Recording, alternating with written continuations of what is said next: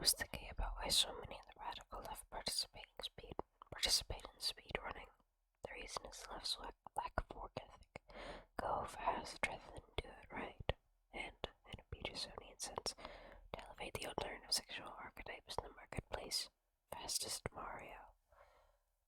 Obviously, there are exceptions to this, and some people more in the center or right also speedrun. However, they are more than sufficient to prove the rule rather than contrast it. Consider how GDQ has been almost since the very beginning. Your eyes will start to open. Returning to the topic of work ethic, a speedrunner may as well spend hours a day at their craft, but this is ultimately a meaningless exercise, as they will already accomplish exactly that which... I can't read. That's a waste of effort on behalf of the speedrunner. Put more simply, they're spending their work effort on something that someone else has already done, and in a way deemed more correct by the creator of the artwork. Why did they do this? The answer is quite obvious if you think about it. The goal is the illusion of speed and the desire, subconscious, to support radical leftist, borderline communist ideals of how easy work is. Everyone says that speedruns look easy. This is part of the aesthetic.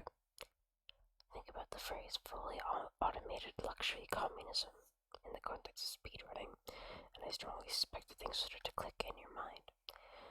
What happens to the individual in this? Individual accomplishments in speedrunning is simply waiting for another person to steal your techniques in order to defeat you.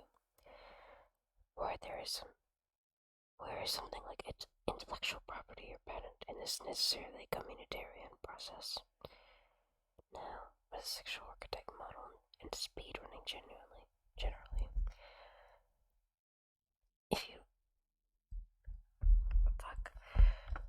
you have any passing familiarity with Jordan Peterson's broader over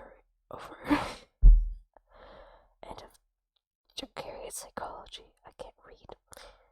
You likely already know where I'm going with this. However, I was aiming over the uninitiated. Keep this passage from Maps of Meaning 91 in mind. The Archetypal Son continually reconstructs defined territory as a consequence of the assimilation of the unknown, as a consequence of incestuous, that is, sexual, read creative, union with the Great Mother. God, in other words, there is a connection between sexuality and creativity that we see throughout time, as Peterson points out with Tiamat and other examples. In the sexual marketplace, which archetypes are simultaneously deemed the most creative and valued the highest? The answer is obviously entrepreneurs like Elon Musk and others. Given that we evolved, each thing we do must have an evolutionary purpose or cause. What archetype is the speedrunner engaged in? Who has accomplished nothing new?